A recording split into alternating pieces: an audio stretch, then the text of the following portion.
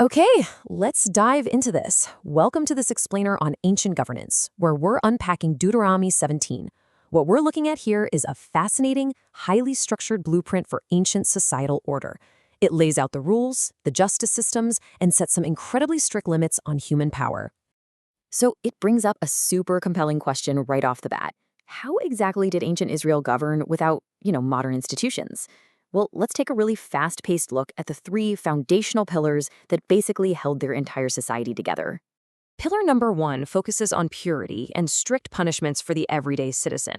And the text starts this off with an absolute, non-negotiable ban on sacrificing any blemished or, quote, evil-favored livestock to their god. Now, what's really interesting about this is how they handled severe covenant-breaking crimes. We're talking about major offenses here, like worshiping other gods or the sun, moon, or host of heaven. The penalty was absolute capital punishment. But, and this is absolutely crucial, it strictly required the testimony of 2 or 3 witnesses.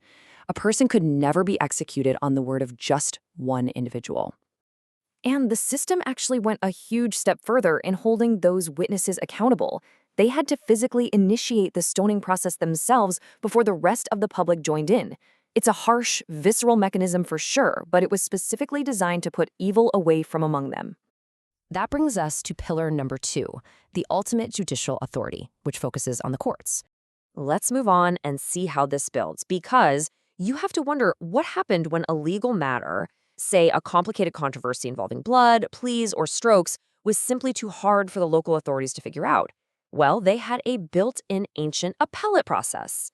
People would travel to a central court, specifically the place God chose, and there, Levitical priests and judges delivered a final, absolute verdict. And you couldn't just appeal this decision. Refusing to accept the Supreme Court's sentence and acting presumptuously literally resulted in death. This extreme deterrence had a very specific psychological goal. It was designed to make all the people hear and fear and do no more presumptuously. Finally, we hit pillar number 3, rules for future kings, focusing entirely on the executive branch. And this brilliantly illustrates the strict regulations placed upon the highest earthly authority. The text anticipates they'd eventually want a monarch, who had to be chosen from among their brethren, right? But notice these intense prohibitions to prevent corruption. There was a strict limit on hoarding military might, like multiplying horses, returning to Egypt, multiplying wives, or amassing huge piles of silver and gold. Instead, the king's primary non-negotiable requirement was to personally write out a copy of the law and read it every single day of his life. The whole crucial point of this daily reading was deeply grounded in maintaining executive humility. It was there to ensure the king's heart wouldn't be lifted up above his brethren. It practically forced him to learn to fear God, stay perfectly aligned with the commandments, and ultimately, it was the only way to prolong his dynasty in Israel.